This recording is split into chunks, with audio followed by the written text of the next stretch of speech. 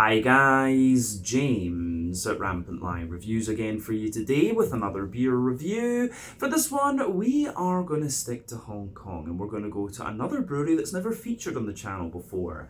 Now, these guys are actually quite a well-established company. They've been around for many years, but they've had quite a few different chapters of history, if we can put it that way. And the main reason I didn't feature this brewery on the channel already was that it took me quite a bit of time to put together all the information I wanted for the brewery notes. But finally, we have it ready. So very much looking forward to reviewing my first beer from these guys here on the channel because it's been a long time coming. Now, the beer that we're going to have a look at today is one of their newer releases. I think I got this beer maybe about a month ago, if memory serves me correctly. It's a style that these guys have been getting a lot of praise for in recent times, and I've heard that this one is pretty damn good actually. So I think this is a very nice introduction to this brewery for the channel. So hopefully this is another good beer. Hopefully it makes for an interesting review, and as always, I hope that you guys watching enjoy my take on this one as well. I'm certainly curious to see what this brewery has in store for us over the next few videos. But yeah, for this review then, we are going to head to Chai Wan, which is on the eastern side of Hong Kong Island. And that means that we're going to have a look at my first beer on the channel from Hong Kong Beer Company. So this particular beer is called Hei Hei Hazy. It comes in at 8% ABV, and this is a New England Hazy Imperial Double, whatever you want to call it, IPA. So yeah, I think this one was the one that they released to celebrate the Year of the Dragon. So that's why you've got the gold and the red dragons and things on it. So maybe I've had this beer about 6 weeks or something at the time of filming, but it should still be in good condition. As I say, I really wanted to try this one for quite some time, but I wanted the brewery notes to be ready. But yeah, 8% New England Hazy Imperial Double IPA from Hong Kong Beer Company in Chai Wan over on Hong Kong Island. So let's crack on and see what this beer has in store for us. As always with my reviews then, I'll tell you a little bit about the brewery before we taste the beer. If you want to get straight to the tasting though, just fast forward. All the usual links can be found in the video description below. That's the brewery website, the link to my other reviews that I'll do in the future from Hong Kong Beer Company. This is the very first time I'm trying one of their beers on the channel, but I do have another bottle of something special in the fridge that we'll review. But there's all the usual social media down there as well. If you want to see more reviews, do please consider subscribing to the channel. The support that you give is massively appreciated, and remember, you can go into the channel homepage and search for beer using the geography tagging system. So just go in there, use the little search bar, put in your hometown, state, county, province, whatever you like. If I've reviewed beers from the area that you search for, they will pop up. Failing that, you can check out the playlist of beers from different countries. You'll find this one in the Hong Kong playlist along with a number of other things, and that is being added to quite regularly. And do check out the playlist of beers from other countries as well, because there are some very interesting things on the channel these days. But yeah, let's go on to my brewery notes then, and I'll tell you a wee bit about the Hong Kong Beer Company. And this is a little bit complicated, this one, so bear with me. So the history of Hong Kong Beer Company goes back to 1995 when the company was established as South China Brewing Company. So the man behind this company was David Haynes, who is originally from Colorado and is a clinical psychologist by trade, but he was also quite a big beer enthusiast, and coming from Colorado, that's pretty understandable. But his wife worked as a China analyst in one of the big financial firms, and so he said that she earned enough money for the two of them, and she actually encouraged him to go for it and found his own company. So he went to the US to visit different microbreweries and do some fact finding, but around this time and during this process, David encountered a guy called Peter Bordeaux, who was the president of Sazerac, quite a major American beverage distributor. And after asking quite a lot of questions, Peter actually decided to help David financed the startup company. So it took about a year to navigate the Hong Kong bureaucracy, but they managed to get the legal right to brew beer, and they opened the brewery in the Vita Tower in Aberdeen on the south side of Hong Kong Island, and they released their first beer, which was called Crocodile and Ale, and this basically spread by word of mouth throughout the different pubs in Hong Kong.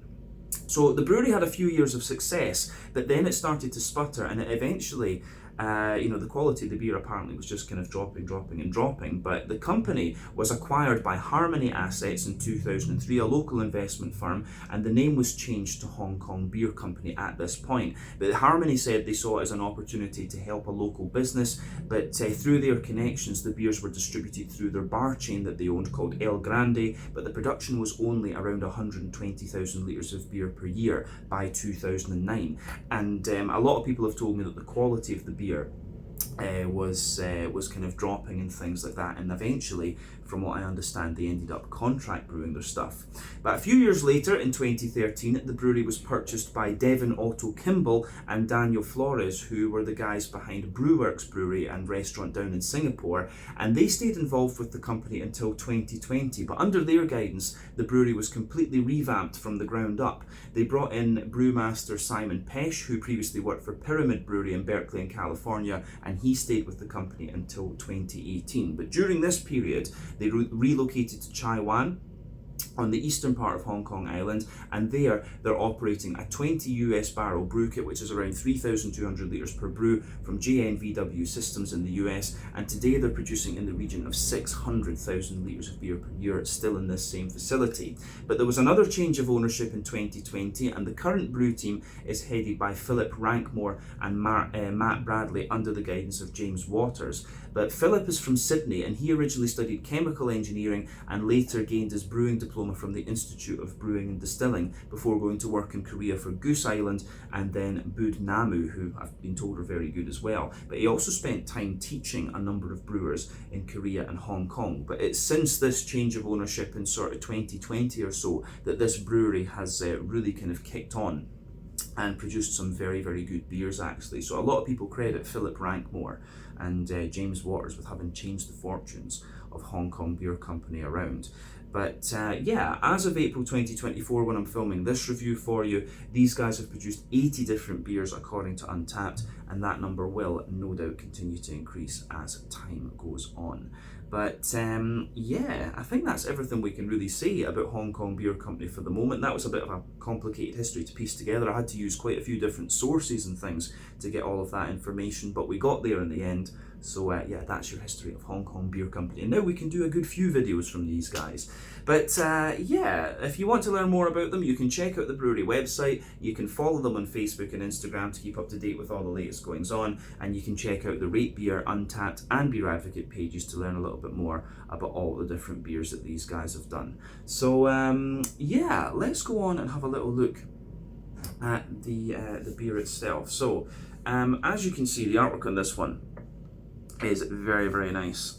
And you can see there's the Hong Kong Beer Company symbol. I think I said Hong Kong Brewing Company at the start of the video, so my apologies for that. But you can see plain silver top on the can there. This is a 330 milliliter one.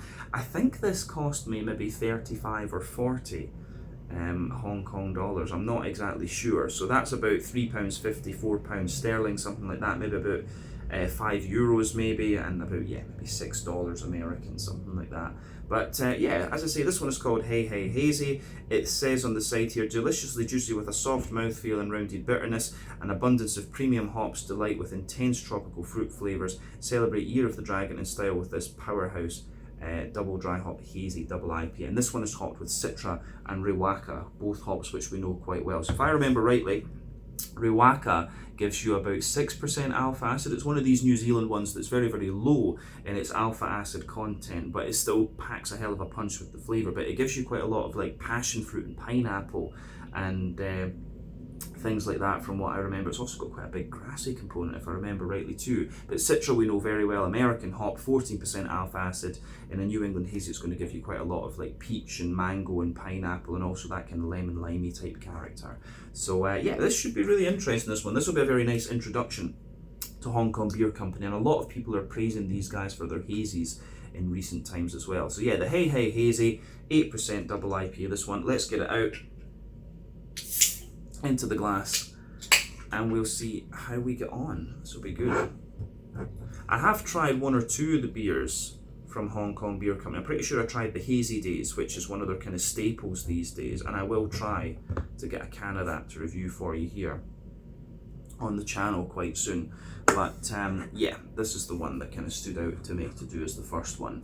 So anyway, we've got the whole can out into the glass here, but you can see that the beer is poured with just under a finger of quite a bumpy, I would say slightly cream coloured head there. There you can see the bubbles. You can see the medium bubbles on the liquid, and it gets a little bit foamier the further up that you go, but you can see the colour of this beer is actually quite pale.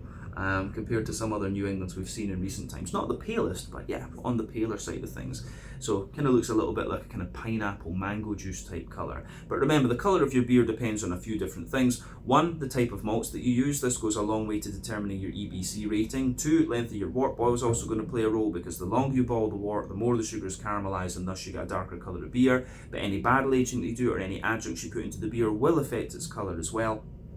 But yeah, you don't often have to care about that when it comes to different kinds of IPAs.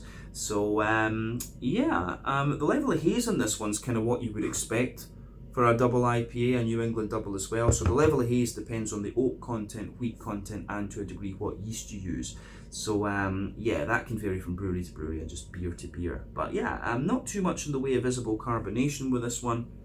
One or two big bubbles sticking toward the side of the glass, a few little ones going up toward the bottom of the head there, but overall it does look pretty damn nice, this one, so gets a thumbs up from me in that regard. I think we've said everything we need to about the appearance of the beer, so let's have a wee look at the nose and see what we get out of this one then. I'm very curious about this.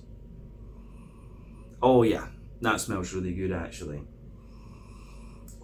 I think this is going to be nice. A lot of people, as I say, have been telling me, I tried one of the Hong Kong Beer Company beers a few months ago, but I'd been kind of holding off because I wanted to do these beers as reviews on the channel and have my first tastes of these beers on the channel. But a lot of people have been telling me the hazes are good, and this is a brewery that I need to look at. So it seems, just from the aroma of this, you can tell this is pretty damn good quality. But yeah, the first thing to observe, I would say, is that this is quite an oaty, wheaty, and barley malt leaning New England IPA. And you know, I say this because I think there's 6 elements you need to talk about with these beers. The sort of yeasty, farmhousey character, the rye leaning, grainy side of things. That's a bit more prominent in American brewed New Englands, but you've got wheaty bitiness, oaty creaminess, barley malt bread, and also sweetness. These are the 6 elements of flavour in the malt base in a New England for me. But this one actually seems as if it's quite well balanced between the wheat, the oats, and the barley malt. But I've got a feeling just from the aroma that we might get a bit more wheat out of this one the further into it that we go. But yeah, it gives you everything you want. Lovely bright green component. You've also got that big smooth, juicy, fruity character as well. There's everything that you would want, pardon me, from any New England hazy in here. So it is quite pungent actually. Like I say, more and more wheat coming out of this one. But yeah, the beer has everything you'd expect in terms of its aroma. You've got a lovely little bit of kind of fresh white bready bread crust in there. So yeah, lovely fresh white bready bread crust. A little bit of kind of cracker, a little bit of wood as well. But those are very, very minimal. You've got lovely kind of fluffy, fresh white bread in this one. You can certainly smell the wheat in there sort of densifying out the whole thing. And the wheat's giving you that little bit of bitiness in the back of the nose too. So a little bit of bitiness up there, dense wheaty character. And yeah, the way that goes together, I think, is really, really nice. So yeah, the more that I smell of this beer, the more I get that bitiness out of the wheat and the little bit of zip, which is kind of interesting. So yeah, it really is a lovely smelling beer, that. So for me, the backbone of this beer really is the wheat. I think the wheat is the one that's really kind of coming out of this, but you do also get a bit of oaty creaminess out of this one. And as I've said in many reviews before, when it comes to the oaty side of these New England IPAs, the oats are always usually a good indicator of how fresh your New England IPA is. Because the creamier they are, the fresher it is, the drier they are, the older it is. That's it in a nutshell. But yeah, with this beer, you're still getting a little bit of the creaminess, but you can smell a little bit of that dryness coming through, because this beer, I think at the time of drinking it, is about, I think it's been about 6 weeks since I got this one. So you will start to get a little bit of that between 6 to 8 weeks, but it's still in very good condition for sure. This is an interesting one as well, because it doesn't have, usually when you go like 8% and above, you'll start to get like a wee bit of like a, Werther's Original butter candy sweetness. You know, usually because of the booze, and there's a little tiny bit of it in there, but really not very much. It's more the kind of oaty creaminess, I think, that's covering the booze in this beer. So yeah, the way that it goes together, I think, is it's really nice. This one, the malty backbone of the beer is absolutely great. So yeah, aroma wise, this is nice on the malty base. This one is very, very nice, but definitely the more and more I smell of it, more wheaty character for sure. So on the hoppy side of things then, like I said, this one has a very, very bright green component, one of the more pungent ones I've come across. So I do wonder if this beer will have a wee bit more bitterness to it actually compared to some other New Englands we've had recently. But yeah, as I've said with IPAs before, there are three types of hoppings that you can do. You can do early addition hopping, which takes place within the first hour of the wort boil. Normally that gives you the majority of your bitterness and a deep, dank, greener kind of green component. You've got late addition hopping, which takes place within the last half hour of the wort boil. That gives you mainly flavour and aroma, but a little bit of bitterness, but a very bright, pungent green component. And then you've got dry hopping, which takes place after the wort boil is complete, and that's all about flavour and aroma, and again, it gives you a very bright green component. So New England IPAs tend to rely on late addition and dry hopping, whereas West Coast IPAs use all three. So yeah, that's what you need to kind of bear in mind with these beers. But for me, this one is very, very bright in its green component for sure. But you do have there's a little teeny tiny bit of earthiness in there, but that's very minimal. But a lot of it is kind of big floral aromaticity. So yeah, the way that this beer goes together is, in that regard, is very, very nice. Yeah, aroma wise, this is pretty damn awesome, I have to say. So lots of kind of big floral aromaticity, quite a little bit of zesty grassiness in there as well, which, if I remember rightly, will come from the Ruaka as well as the Citra. But yeah, big floral notes, big zesty grassiness. I don't know if there's too much else to say about the green component. So let's round off the aroma with a wee look at the fruits. So yeah, the fruits in this one are great. Lovely kind of quite sharp peach for me. But like really juicy ripe mangoes as well. Peach, mangoes.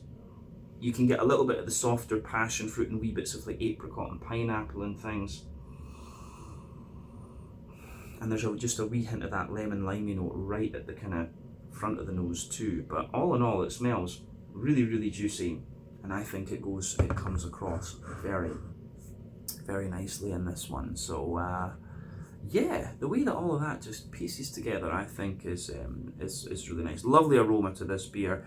But as I say, this brewery has had a lot of praise for its hazies in recent times. So yeah, definitely take a little bit of time and enjoy the aroma of the beer before you get stuck into it. That's always half the experience when it comes to craft beers, at least in my experience.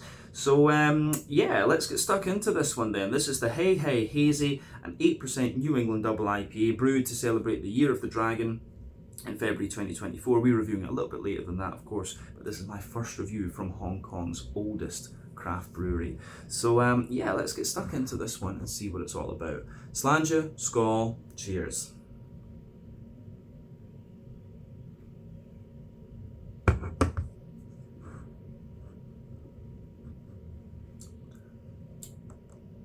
Oh yeah, that's really pretty damn nice actually. Yeah, so the first impression of this one is it does have a wee bit more bitterness to it, and it is a bit more wheaty as well actually. So yeah, but that's a solid beer, this one. I think it's going to take the palate just a little bit of time to adjust, in honesty. But yeah, this is a really, really nice, I think this is a really, really nice beer.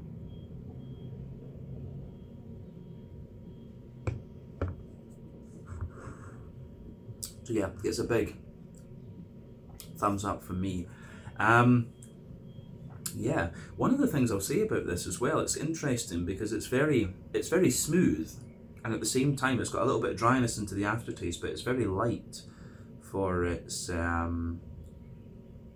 yeah, it's very light in terms of its kind of mouthfeel and things like that too, which I really quite enjoy. So yeah, quite a different approach to the other hazies that are available here in Hong Kong actually. I mean, the ones that you would normally go for would be You've got Crazy Rich Lupulins from Carbon Brews, of course. You've got Cupsy, which is the big double IPA from Heroes. I'm trying to think. Yardley's hasn't really done that so much. Their hazies are a bit lighter, but yeah, this one to me feels that little bit lighter and a little bit drier than some of the other ones, which are a bit more creamy. But still, I like this. And this does make me curious to review a few of the other things as well. But yeah, let's break this beer down then and describe it for you a wee bit more in depth. So, middle third of your palate, backbone of the beer. It's that kind of fresh, white bready hedgehog sort of roll that you're getting out of this one, definitely.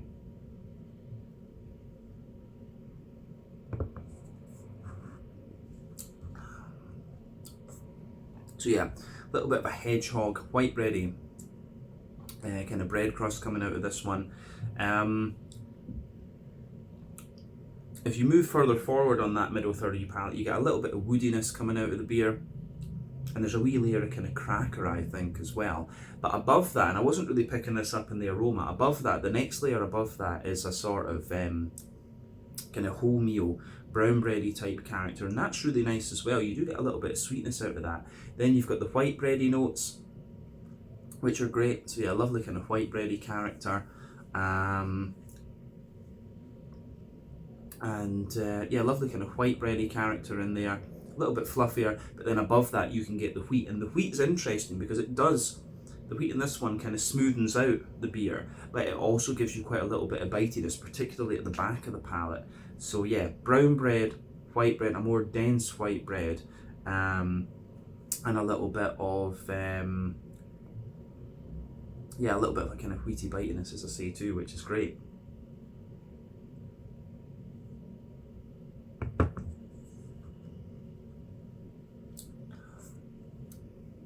So yeah, the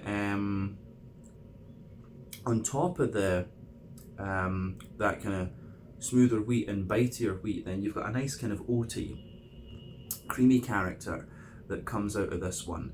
So yeah, the creamy oats that come out of this beer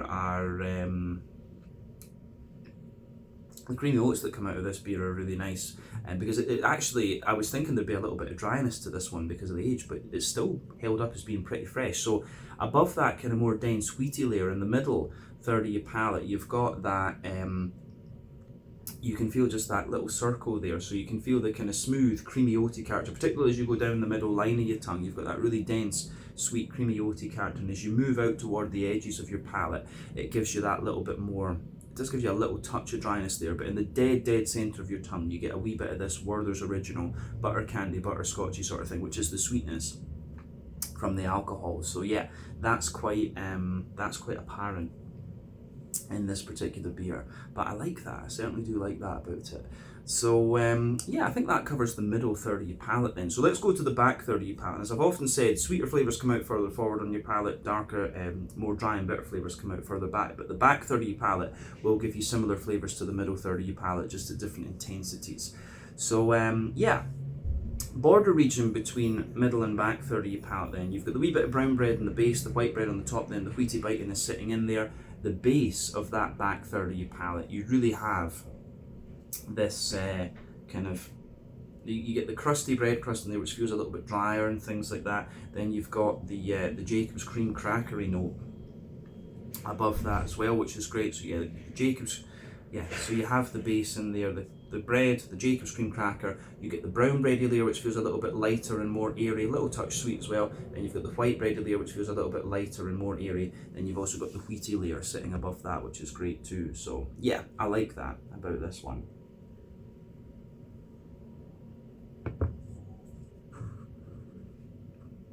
So yeah,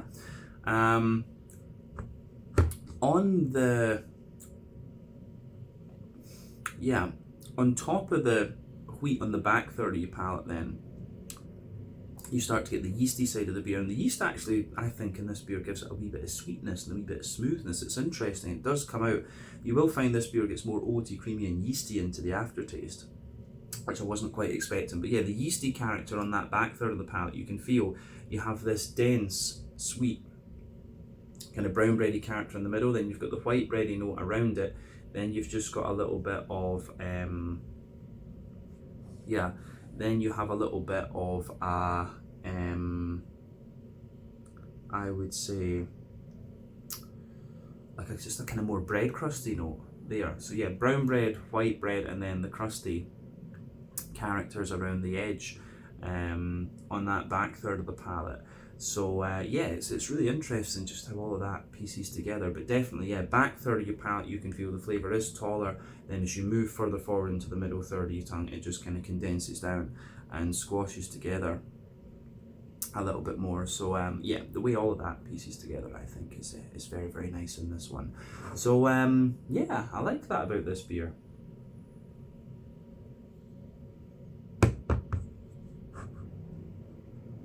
So I think we can move on to the green component then. This gets, I would say this one actually gets better the more that you drink of it. It sort of mellows out almost. But yeah, green component then, brain fart. Back corners of the palate, there is a little bit of earthiness in there, but as you move further forward, it's got a wee touch of herbal character, but then yeah, as you move further forward along the sides of your palate, it's definitely got more of a kind of floral aromatic sort of thing going on. So yeah, nice big floral aromaticity there. Then round the front curve of the tongue, it's a wee bit lighter and more grassy, I would say. So yeah. It's got a wee bit of zestiness to the grassy character as well, which both hops are definitely capable of giving you. But yeah, you do get a wee bit more bitterness out of this one into the aftertaste. So yeah, it does give you a wee bit of a lingering bitter zip, if you like. So yeah, I quite like that about this beer as well. I think that's everything we can say about the green component. So let's look at the front third of your palate and the fruity side of things then. So the border region between front third and middle third of your palate is quite similar to the other one. A little bit of brown bread in the base, the white bread in the middle, and the wheaty character on top. But the base of that front third of your palate, you've got the fresh white bready bread crust in there, a wee bit of the cracker, then the brown bread, the white bread, and then the smoother side of the wheat. Then you get that nice oily bubble where the juicy fruity esters just roll their way out of the beer. So yeah.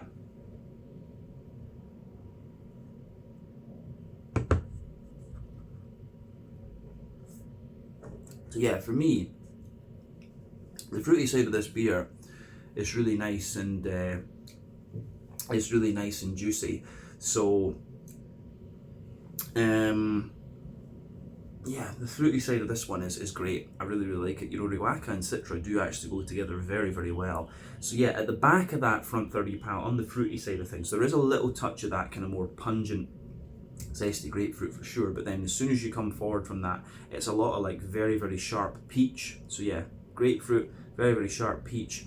Then as you move further forward from that, you get a mix of like juicy and very, very ripe mango. I'm almost tempted to say guava. It has like that sort of green flavour that you get from guava almost. But then yeah, as you move into the front, as you move into the middle of that front third of your palate, there's a sort of soft apricot-y note underneath, and then yeah, a bit of a juicier pineapple on top. But yeah, as you push into the kind of front half of that front third of your palate, the beer becomes distinctly more sort of citrusy. You start to get that kind of lemon limey character, which both hops really can give you. Yeah, I like that. I do like that about this one. This is a really, really nicely done New England double, this one, and I think it sort of mellows out and smoothens up the further into the beer that you get. I'm getting a bit of gas off it right now. If I said there's no carbonation, but it is giving me a little bit of gas in fairness. But yeah, yeah, very, very positive thoughts on this one. This is very, very good. Yeah, let's round off this review then with a wee quick look at the mouthfeel. As I said earlier, this beer it's quite light and drinkable for an 8% double IPA, but you know, in Hong Kong it is very warm and very humid normally, so that makes sense.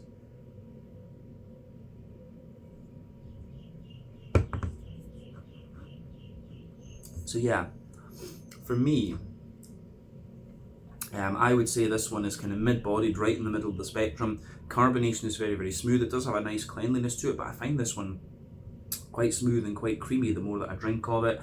In terms of the IBUs in this beer, I think this is about 40. I feel this has just got a slightly higher bitterness to it. But 40 is kind of normal for double IPAs. Quite often they will. 30 is normal for the New England Hazies, but 40 for the doubles isn't uncommon. The malt base, as we say, has a bit of dryness underneath, the smoothness in the middle, and the creaminess and slight sweetness on top, and the fruity side of the beer, I think, in this one is very juicy. You've got a lovely kind of sweet, juicy, tropical note to this one, and a wee bit of just a kind of citrusy, zesty character to it as well. So yeah, the way everything sort of pieces together in this beer, I think, is very, very nice. It gets a big thumbs up from me. So yeah, as I say, Hong Kong Beer Company have had a lot of praise for their hazies, and this one kind of shows me that it's quite justified, actually. I did try one of them when I just arrived in Hong Kong in October, and it was good. But yeah, I've been purposely kind of avoiding this brewery until I had these notes ready, so now we can review a good few more from these guys. But yeah, I think we can leave it at that for this one. This has been really interesting to try. This one was the Hei Hei Hazy, an 8% New England double IPA from Hong Kong Beer Company in Chai Wan, in the eastern part of Hong Kong Island, here in Hong Kong. Lovely stuff. So yeah, once again, thank you for watching my beer reviews. Until the next time, please like, subscribe, share, all the usual YouTube stuff.